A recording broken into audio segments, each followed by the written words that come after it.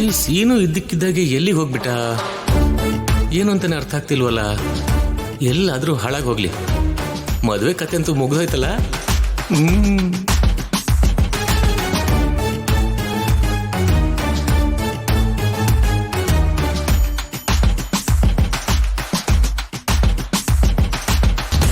ಏನಾಯ್ತಣ್ಣ ಎಲ್ಲ ಹೀಗಿದ್ದಾರೆ? ಸೀನು ಕಾಣಿಸ್ತಾ ಇಲ್ಲ ರೀ.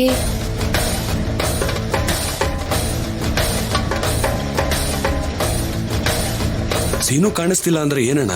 ಕಾಣಿಸ್ತಿಲ್ಲ ಅಂತ ಹೇಗೆ ಹೇಳ್ತಿದ್ದಾನೆ ನೋಡು. ಹುಚ್ಚು ಶಿವರಾಜು ಕಳೆದೋಗೋದಕ್ಕೆ ಅವನೇನು ಮಗುನ ತಪ್ಪಿಸ್ಕೊಂಡು ಓಡೋದ. ಯಾಕೆ ಸಿಗ್ತಾನೆ, ಎಲ್ಲಿ ಸಿಗ್ತಾನೆ? ಹೌದು, ಎಲ್ರೂ ಇದ್ದಾರೆ. ಆದ್ಯ ಎಲ್ಲಿ ಹೋದ್ಲವಳು?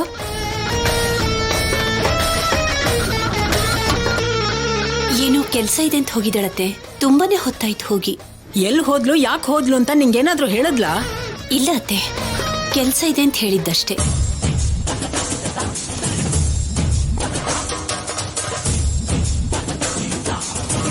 ರಾಜು, ಕೇಳಿಸ್ಕೊಂಡ್ಯಾ? ಈಗ್ಲಾದ್ರೂ ಅರ್ಥ ಮಾಡ್ಕೊಂಡ್ಯಾ? ಏನಮ್ಮ? ನಿಂಗಿನ್ನೂ ಅರ್ಥ ಆಗಿಲ್ವಾ? ನನ್ಗೆ ಆದ್ಯನ್ ಮೇಲೆ ಅನುಮಾನ ಬರ್ತಿದೆ.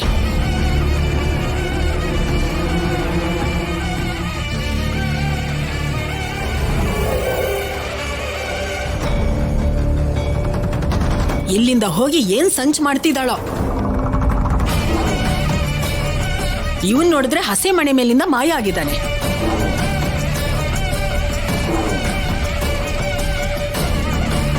ಇದೆಲ್ಲ ಆದ್ಯನ್ ಕೆಲ್ಸಾನೇ ಆಗಿರುತ್ತೆ ರಾಜು. ಏನಕ್ಕಮ್ಮ ಸುಮ್ನೆ ಆದ್ಯನ ಅನುಮಾನಿಸ್ತಾ ಇದೀಯಾ? ಅವಳು ಏನಕ್ಕೆ ಹೋದ್ಲೋ, ಇವನ್ ಎಲ್ಲಿಗೆ ಹೋದ್ನೋ, ಇಬ್ರು ಇಲ್ಲಿಲ್ಲ ಅಂತ ಸುಮ್ನೆ ಅವ್ರ ಬಗ್ಗೆ ಮಾತಾಡೋದು ತಪ್ಪಮ್ಮ. ಅದ್ಕೆ ಏನು? ಅತ್ತೆ ಆದ್ಯನ್ ಮೇಲೆ ಅನುಮಾನ ಪಡ್ತಿದ್ದಾರೆ. ಆದ್ರೆ ಭಾವನವರು ಹಾಗಾಗಿರಲ್ಲ ಅಂತ ಹೇಳ್ತಿದ್ದಾರೆ. ಈಗ ಆದ್ಯ ಕಾಲ್ ಮಾಡಿದ್ರೆ ಅತ್ತೆ ಅನುಮಾನ ನಿಜ ಆಗುತ್ತೋ, ಭಾವನವ್ರ ನಂಬಿಕೆ ನಿಜ ಆಗುತ್ತೋ ಗೊತ್ತಾಗುತ್ತೆ ಅಲ್ವಾ? ಫೋನ್ ಮಾಡಿ. ಅಣ್ಣ, ಒಂದ್ಸಲ ಆದ್ಯನಿಗೆ ಫೋನ್ ಮಾಡಿ ನೋಡೋಣ ಅಣ್ಣ. ಆದ್ಯನ್ ಮೇಲೆ ನನಗೂ ಕೂಡ ಅನುಮಾನ ಇದೆ.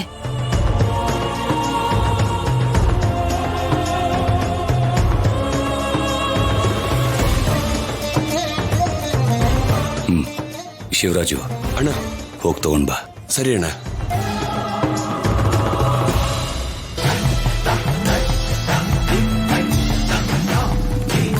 ಅಣ್ಣ ತಗೊಳ್ಳಿ ಫೋನು. ಆದ್ಯನ್ ನಂಬರ್ ಹೇಳತ್ಗೆ.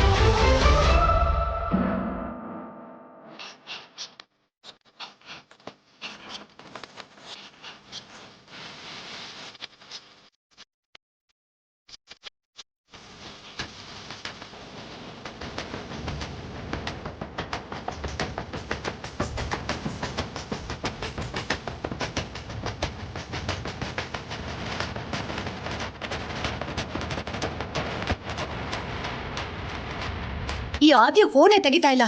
ಫೋನ್ ತೆಗಿದೆ ಅಂತ ಕೆಲಸ ಏನ್ ಮಾಡ್ತಾ ಇದ್ದಾಳ?